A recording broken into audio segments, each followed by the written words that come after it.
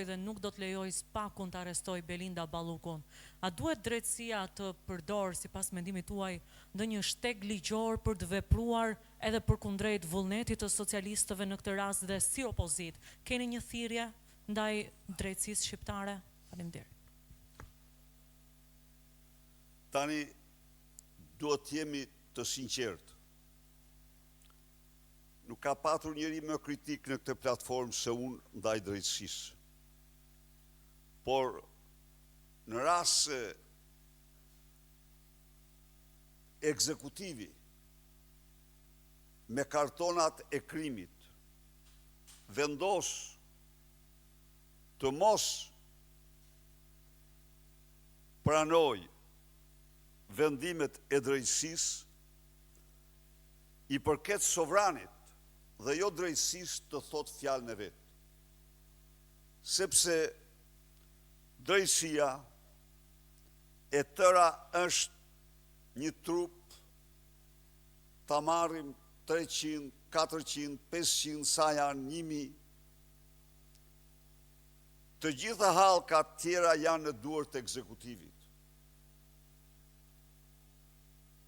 Në këtë kontekst është sovrani ai që duhet ndërhyjë me të gjitha mjetet kushtetuese demokratike për të bërë të mundur ushtrimin e pushtetit nga sistemi pushteti gjyqësor në Shqipëri.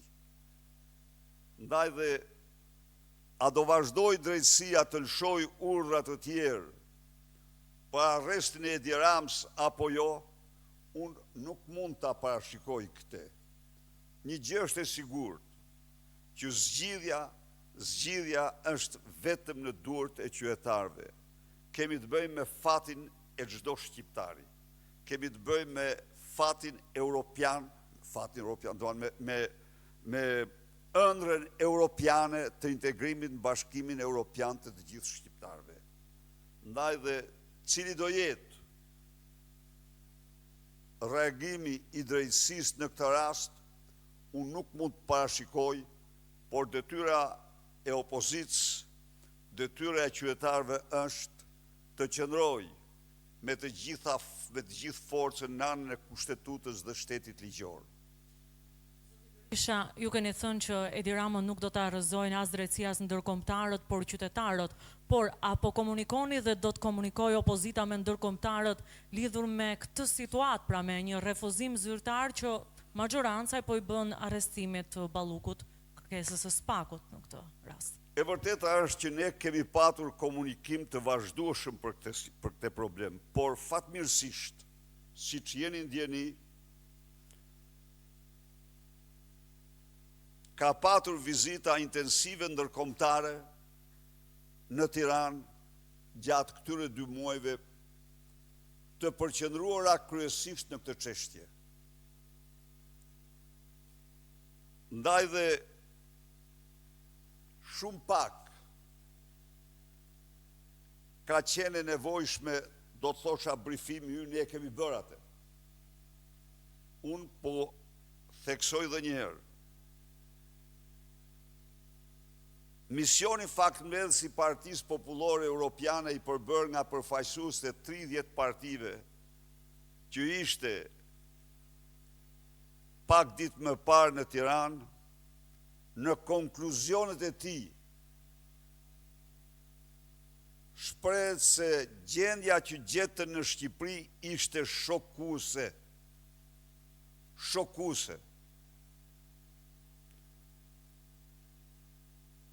Të gjithë konstatimet e tyre në Shqipëri, përfaqësues të Parlamentit Evropian që erdhen në një akt shumë të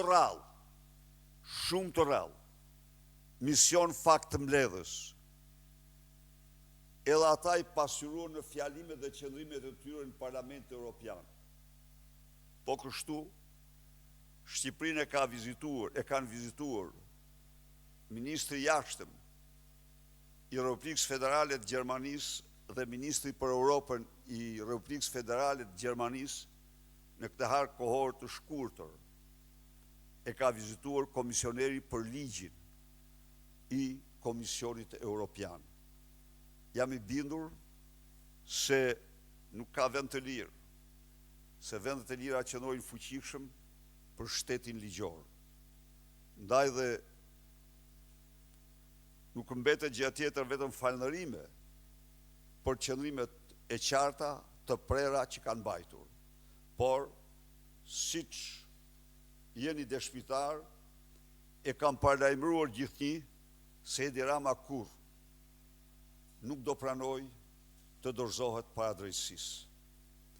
Se Lubi Balluku është thjesht noterja, sekretarja e regjistrimit të vjedhjeve të tij, natyrisht ka përfituar prej tyre. Por aty kryesor është Edi Rama. Kështu që duhet tani sovrani të thot fjalën e tij në mënyrën më të vendosur, më vendimtare. Berisha, a e dëmton procesin integrues të vendit vendimi i sotëm i shumicës për të mos bashkëpunuar me drejtësinë në luftën kundër korrupsionit? E dëmton integrimin, procesin integrues? Urdhon e kërkon? A e dëmton procesin integrues të vendit, vendimi i sotëm i I shumicës? blokon. Proceset integruese absolutisht i blokon. Edhe njerë, nuk ka dyshim, pavarësisht nga përpjekjet që mund të bëjë një vend apo një vend tjetër, por s'do mund të ka përcejnë kur atë grup vendesh që kërkon shtetin ligjor dhe kushtetutën.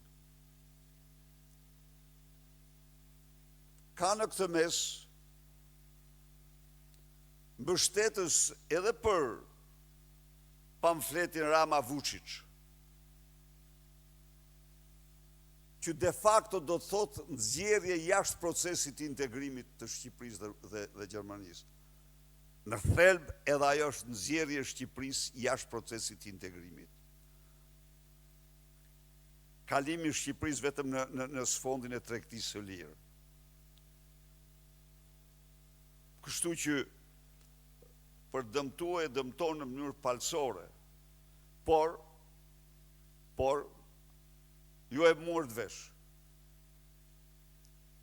Shqipëria, si asnjë vend tjetër në planet, hyri dhe në platformat e basteve, në Polimarkit.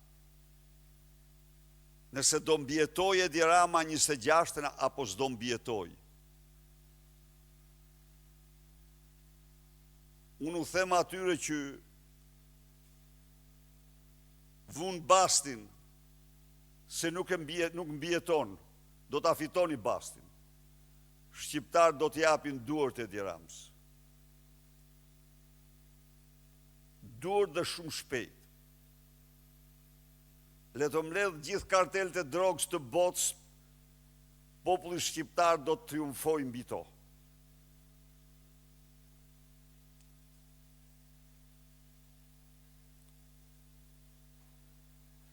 Faleminderit.